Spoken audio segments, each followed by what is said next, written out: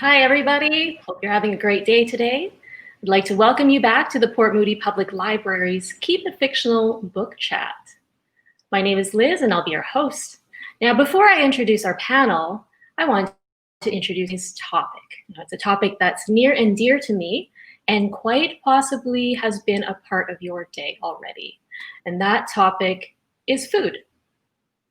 What I love about food is that not only is it delicious, but it's also universal. Everything from the harvest to the preparation to eating, food is intertwined with so many aspects of our lives, from the economy and the environment to society and our culture.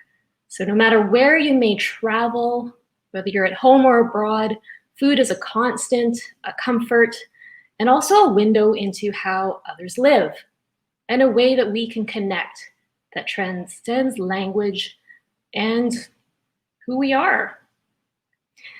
Now, let's bring up my esteemed colleagues today. We have Fiona and Virginia and Sadie. Hello. Hi, everybody. How's everybody doing today? Your hungry colleagues, you mean? Very, yeah. It is lunchtime. For those of you, yes, watching live or listening live to us today, we are indeed broadcasting at our usual noon time slot. So apologies in advance if we're making anybody out there hungry as well. So today I think we have quite a diverse selection of books that involve food in some capacity. Surprisingly, we don't have any cookbooks coming up, but we do have some really great picks. Now, I'm going to start with Fiona today, if you wouldn't mind sharing your book first, because I absolutely loved your book. So if you wouldn't mind, Fiona, the floor is yours. Excellent. Thanks, Liz. So my book today is a graphic novel, and I have chosen Bloom by Kevin Panetta and with pictures by Savannah Ganushow.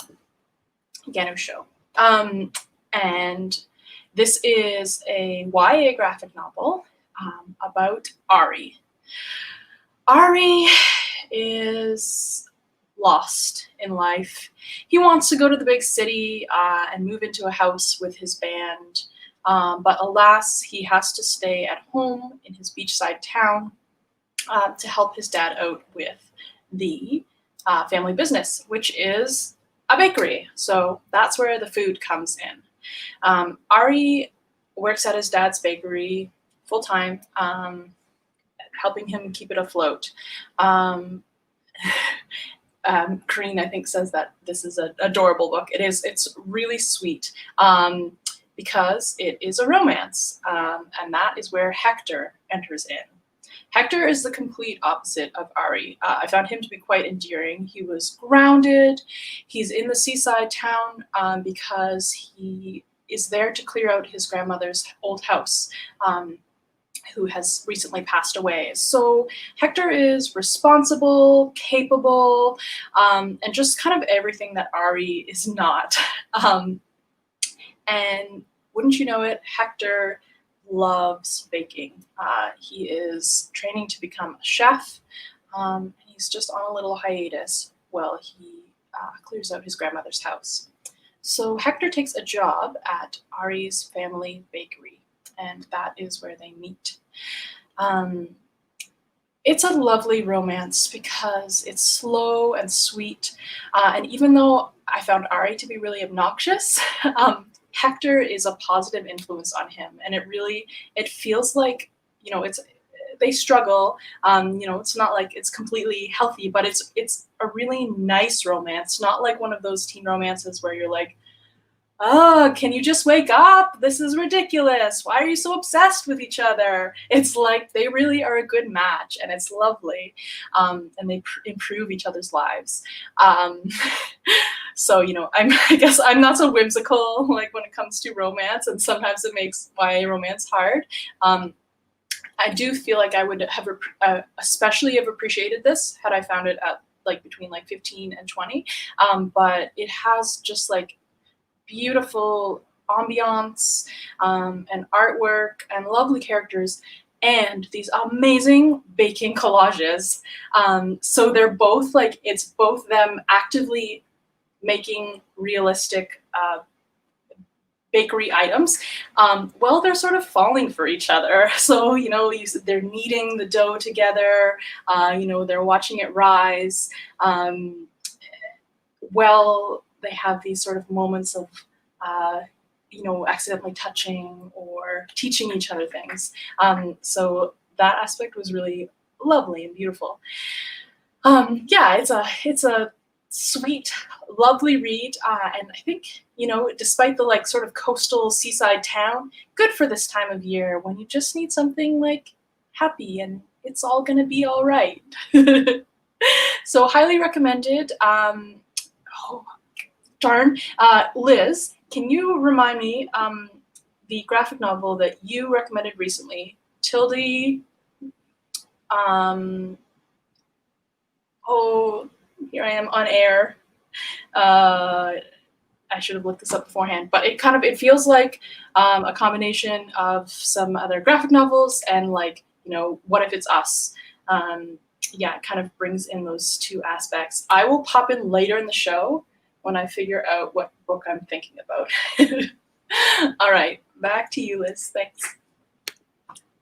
Awesome, thank you, Fiona. Now I'm really curious as to what this other graphic novel is, and trying to remember what may have come out of my own mouth. So if you was it the hockey one? No, not the hockey one. No. The space one. The author is Tildy something, and they're all in space, and they're like space architects. On a sunbeam. On a sunbeam, yeah. It feels like On a Sunbeam mixed with What If It's Us. Wow, that's high praise. But It's well like Fiona said, a romance that is not corny. It's like it's really well developed. Even like I could stomach that romance. That is how like it's really nice. Just it makes sense. It's very like natural. And yeah, like the color palette of the book, like I love the blue and all the shades of blue. Like it's really good. And for Virginia to say that about Right? a romantic Romance? work, Yeah, that's definitely high praise from Virginia. So. that is just weird. But yes, I agree with everything Fiona said. It's lovely. Wonderful, highly recommended. Well, for something a little bit different now, let's see what Sadie has in store for us. All right. So I am going to be talking a book that I'm actually currently reading. So I haven't finished it yet. I'm about 3/4 of the way through, and I am really enjoying it so far. And this is a junior fiction novel, probably a middle grade book, and it is from the Desk of Zoe Washington by Janae Marks. Now you might look at this cover and think, where exactly does the food come in? Why does this have anything to do with food? But if you look really closely, there is a cupcake on her desk. So this book tells the story of Zoe Washington, and Zoe absolutely loves to bake. She spent her 12th birthday that just happened in her mom's friend's bakery. She got to bake her own cupcakes, got to decorate them, got to bring them home, and it was very, very exciting.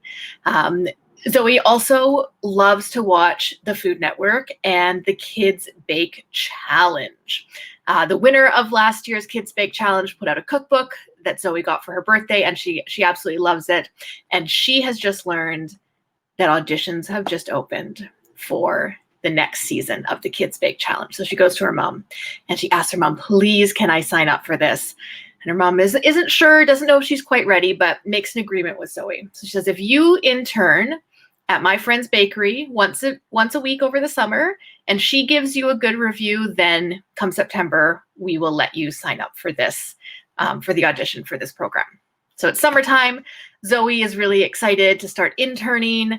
She's excited to start making new cupcake flavors, maybe figure out her very own cupcake flavor. But something also happened on Zoe's 12th birthday. When she got back from the bakery, Zoe checked the mail, grabbed everything, and she was looking through it, and there was a letter addressed to her. And it came from the state penitentiary. Now, Zoe does know someone who is in the state penitentiary. She's never talked to them before. She's never heard from them before. And this is her father, Marcus. Marcus was convicted of murder 12 years ago, 13 years ago. And he has been in jail Zoe's entire life. So Zoe's very excited, very nervous, doesn't really know why she's now receiving a letter from her father when she's never heard from him before. But she goes up to her room, she opens the letter, and Marcus in it talks about how he's so happy that it's her birthday and how he hopes she has a wonderful day. And even though she has not responded to any of his other letters, he's going to keep writing. He's going to keep writing because this might be the one that she finally responds to, and it might be the time that she's ready to build some sort of connection and relationship with him. Now, Zoe's a little confused because he references other letters, and Zoe has never received any other letters from him. But she decides that she's going to write back. So she writes back to him. She sneaks the letter out to the mailbox without her parents seeing, and she anxiously awaits his response. A couple weeks later, the letter finally comes. She still hasn't told her parents that she's now writing to her father in prison because she doesn't think that they would be in support of it. But in this letter, Marcus starts to tell her more about his life, more about the things that he enjoys, talks to her more about how excited he was when he found out that she was going to be born.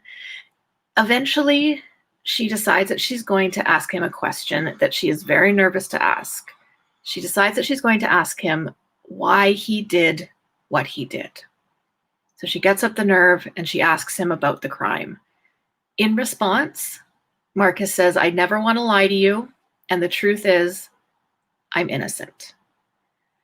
Zoe sees this and immediately thinks he's lying. In her mind, innocent people don't go to jail. That's just not how it works. If you're guilty, then you go to jail. If you're innocent, then you don't.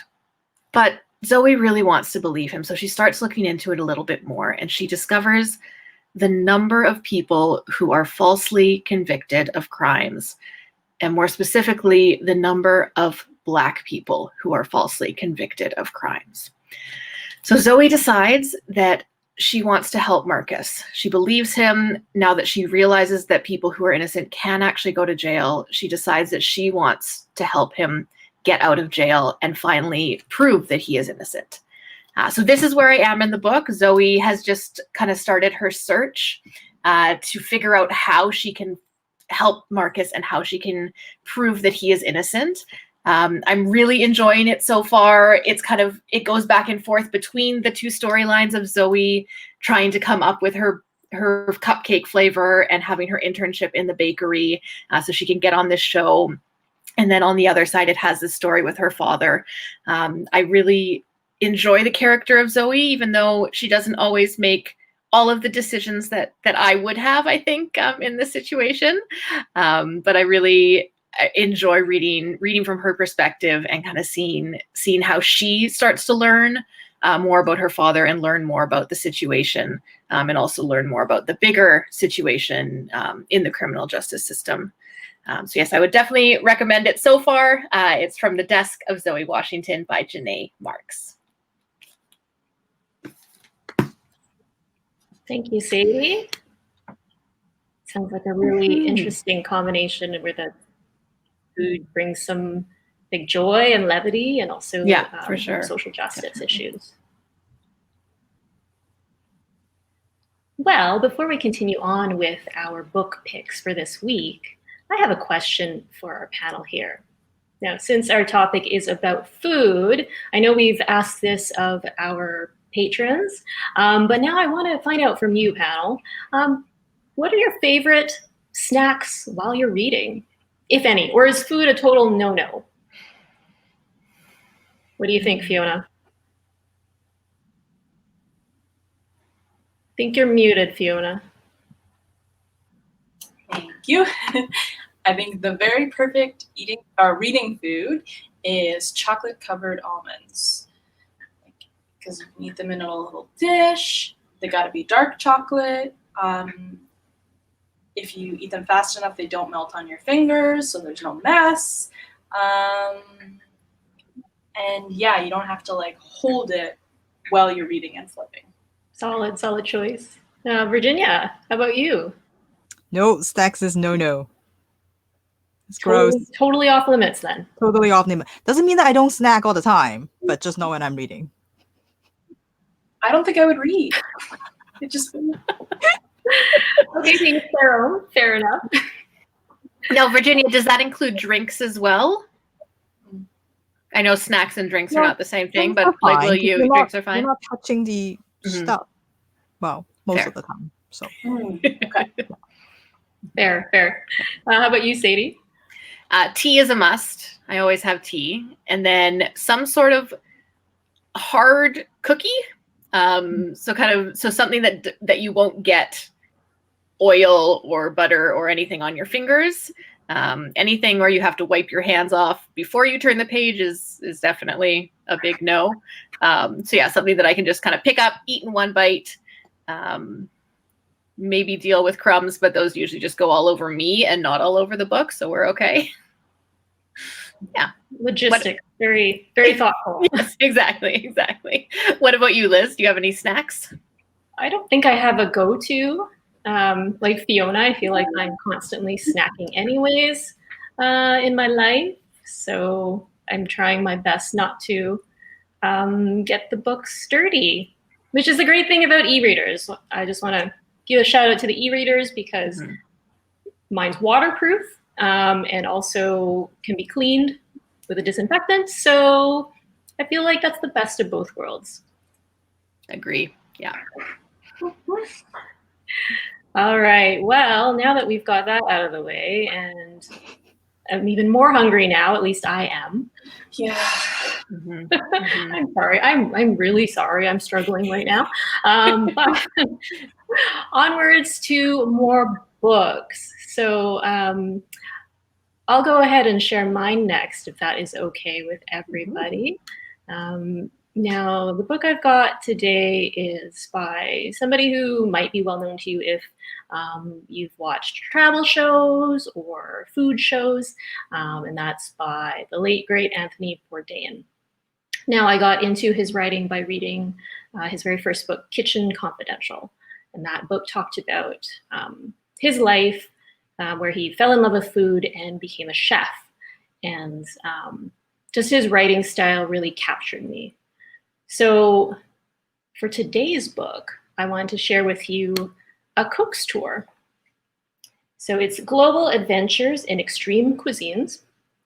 And if this one sounds familiar to you, even if you haven't read his writing, that may be because Cook's Tour was optioned into a television series, so where the cameras followed Bourdain around as he traveled to various countries and tried different food. So this one is, again, a culinary memoir, but it's also a travel memoir. So kind of sneaking in another one of my reading passions, not just food books, but also travel books. And the great thing about Bourdain's writing style was that the person you saw on screen, the person with all these opinions and being bold and brash and unafraid to speak up, that's the person that comes out on the page. So his writing style is very accessible, very easy to read, very page turning. However, the beauty of his writing is that he's also very articulate and very vivid and descriptive. So even though this version of the Cook's Tour is in a book form, the way he describes the places that he's gone and the things that he's eaten, it's almost like you are right there with him. So in a Cook's Tour, he travels literally around the world. He goes to Europe, Asia, and as well as back to North America in search of not only the perfect meal, but various culinary delights. And true to Bourdain's style, he doesn't just go for the Michelin-starred restaurants, which are involved in the book, but he also goes to a family farm. He goes and has street food. He navigates minefield-laced roads in Cambodia to reach a certain dish. He loads up on caviar and drinks a whole ton of vodka and then plunges into an icy outdoor bath in Russia. some of the things that Bourdain eats on this journey, as well as some of the things that he does as well, they truly match who he was in life, or at least how he came across on the screen and through his writing. So larger than life, fearless, and also being willing to try different things while also respecting other cultures. Through this journey, he acknowledges that he's just one person and one part of this world who appreciates what's out there. And again, it doesn't have to be a Michelin-starred restaurant, only for those who can afford it. He finds delight also in that, street stand out in a small town or in a small mom and pop shop. So I do really recommend, if you are looking to get into maybe food writing, also travel writing, and maybe want to see what Bourdain comes across like on the page, I really do recommend A Cook's Tour by Anthony Bourdain. Now, Liz, was there any experience that you read about in that book that you were especially interested in going to explore? Did any of them make you really want to go to that part of the world and try that dish or that experience? Well, there were some things where I just thought, I would never do that, but I'm so, I'm so interested in reading about somebody who did, so I can kind of experience it vicariously. He does go to Japan in this book and eat fugu, or puffer fish, which, if incorrectly prepared, can be poisonous. So I did manage to do that on a trip to Japan. It was not as exciting as it came across in his book. You didn't fear for your life with every bite? No, I didn't. It was just very anticlimactic for me, maybe because I read about his experience already. But yeah, definitely recommend it if maybe you're averse to trying certain foods, but you're still kind of curious about that. Very cool. And Virginia, I understand you have not just one book for us, but a number of books, so to speak. So we'll let you tell us all about that. I'm actually slightly surprised that none of us pick a food manga, because there are so many out there, and they're the best. The best. I think that's what sort of got me into food in general. And when Sadie was talking about her Zoe, who loves Food Network, who doesn't love Food Network? It's the best thing. Anyway, I miss Food Network. No cable sucks. Anyway, so I've got a urban fantasy series for everybody today, and it is, of course, we have to fit some fantasy in today, and it is the Sin du Jour series, starting with the first book, Envy of Angels, and it is by Matt Wallace. Now, we've got Lena and Darren. They are young chefs, and they are looking for work. But unfortunately, they got themselves blacklisted by all the high-class restaurants in Manhattan. So they are having a tough time finding a new job after they got fired from the last one. So when out of the blues one day, Byron Bronco Luck gave them a call and said, hey, we're doing a event coming up and I could use some help. Are you interested in helping out? Working for me for a couple weeks is not a full-time thing, but if you're interested, I could hook you up with that. And they were delighted. First of all, it's a job. Any job is good. But also it is from Byron. Byron is a little bit of a celebrity in the food world. He used to own a huge successful chain of gastropubs and restaurants, and and now it seems like he's working more on his catering company, which is what Cinderjew is. So they're like, okay, well, great, we'll show up. Absolutely. So happy. But of course, when things seems a little too good to be true, it's usually too good to be true. So they show up at the headquarters, they got their meet and greet, and they were told that they're actually catering for a really important diplomatic event. There were two rival, shall we say, families who have finally agreed to a truce. They have finally agreed to coexist together in peace. So to celebrate this historic event, they're going to have this giant banquet and celebration. And so everything is like, you have to get everything right because you don't want any excuses, like any like bad hors d'oeuvres to start any fights or give anyone any excuse to do so. So serious stuff here. And usually Sin du Jour has its own stocking team. So what the stocking team does is it does procure all the ingredients for the catering company. Now, Cinderjew being a very exclusive company and serving very unique clients, usually they ask for things that are not your common variety, like not your usual meat and vegetables. They want something special. They want something rare, exotic, hard to find, maybe even a little dangerous to find. Maybe that's why they even have a demolition expert on the team, for the stocking team. But this time for this event, they don't need to find their own ingredients because the clients have provided that to them. So here they are on the first day of the job in the receiving bay along with everybody else that works for the catering company, and they are watching this giant crate get unloaded. And there's this guy there, he dressed kind of like a Man in Black type kind of guy, and he's like with his team trying to pry open this crate. And the first thing they see when there's a little bit of a gap is this blinding light that just like blinded all of them. And when they finally adjusted to it and the thing gets opened up, they were shocked. They were all speechless, just staring at what's inside. And the Man in Black guy is like, hey, we, the clients, would like you to use every part of this for the banquet. Every single part. So are we good, Bronco? And Bronco is like, yeah, we're good. And of course, everyone that was standing there knows this is not good at all, because what they are staring at, no question, no doubt in their mind, even if it looks nothing like what they imagine, is a live angel. And all of them are just starting wondering, like, wait, especially Lena and Darren, who's the first day on the job, is like, wait, what's happening? What kind of company is this?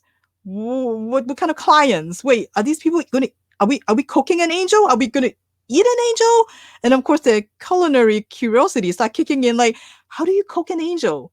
What does angel taste like? And then it goes back to the, what is happening here? Like, what is going on? Why is there a live angel standing right in front of us? And so if you want to find out the answers to all those questions, you have to read The Envy of Angels. First book in the series. It is a complete series. There's 7 books, and it is a fun, funny, outrageous, as you can imagine, series with the kind of humor that is like everything is, like fair game. Maybe not angel meat, but everything is like on the table, like nothing is off limits. And like many good series, it has a really unique cast of characters. The side characters, the main characters, they're all so much fun and really well developed and diverse in every definition of that word. So if you're looking for something light for this year, there is a good, nice series to get into. So, Cinderjew series by Matt Wallace. I love how that's light. We're just gonna cook and eat an angel. Just some sort of nice light. It is totally light. There was a part of me that was relieved that it wasn't cannibalism. It's just like, well, it's written, yes, so it's probably cannibalism. Maybe there is 7 books in the series, so I think Kareen believes that it's cannibalism. you have to be angels to eat angels. So That's true. Maybe, I don't know. You'll find out. The whole logistical, moral, ethical debate here. I'm sure we could go on with it. That sounds super interesting. Thanks, Virginia. Well, I really enjoyed hearing about all of your books today, and I hope all of our listeners and viewers did as well. As we mentioned, we do broadcast during the noon hour, so I think now that our book talk is done, now I think it is time to treat yourself to some lunch or a delicious snack. And we hope you'll join us again for another Keep It Fictional book chat back here with the Port Moody Public Library. Same time, same place next week. Thanks, everybody. Bye for now. Bye.